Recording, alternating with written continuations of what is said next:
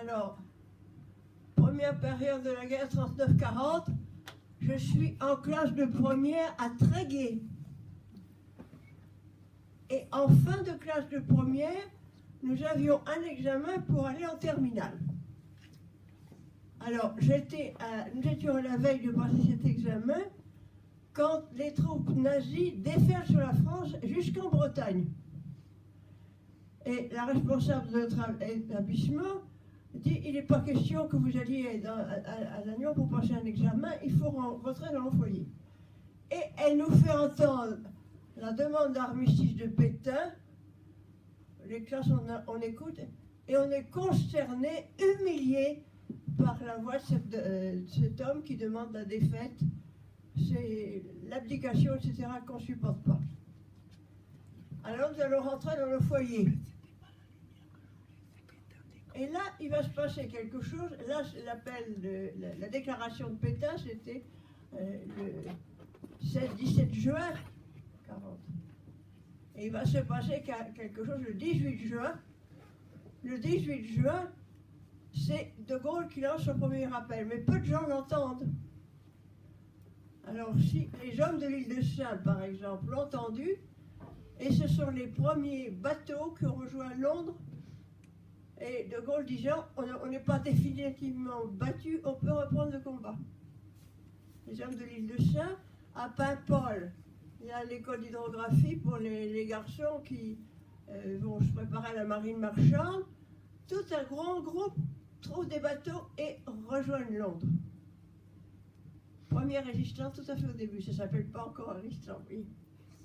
Et puis nous, on rentre dans nos foyers. Mes parents sont sur l'île de Bréa. Mon père est médecin retraité, ma mère sage-femme de l'île. Et on a une radio qu'on a cachée d'ailleurs dans une loge, parce que quand la troupe allemande occupe, on avait peur qu'ils saisissent les postes. Et on écoute la radio Londres, que le soir, il y en a un qui fait le guet, et puis on écoute les informations. Alors, les hommes de l'île de Sein, eux, ils ont entendu l'appel, parce qu'il y a des sémaphores, tout ça. Ils entendent plus facilement que les particuliers. Et tout un groupe rejoint l'autre. Et puis, nous, on fait silence, et on va nous reconvoquer à la fin d'août pour passer notre baccalauréat de première partie, que je passe bien, et puis je suis reçu. Bon, on va terminer. Mais, entre-temps, l'armée s'est installée partout. Elle est très nombreuse tout le long de la côte. Vous voyez, depuis Paimpol, tout le long de la côte. Et sur Bréa aussi, l'armée est là. Et qu'est-ce qu'on peut faire? Bon, c'est la honte, cette occupation d'une armée ennemie. Mais petit à petit, on va se dire, on va faire quelque chose. La première étape, aider ceux qui veulent joindre Londres.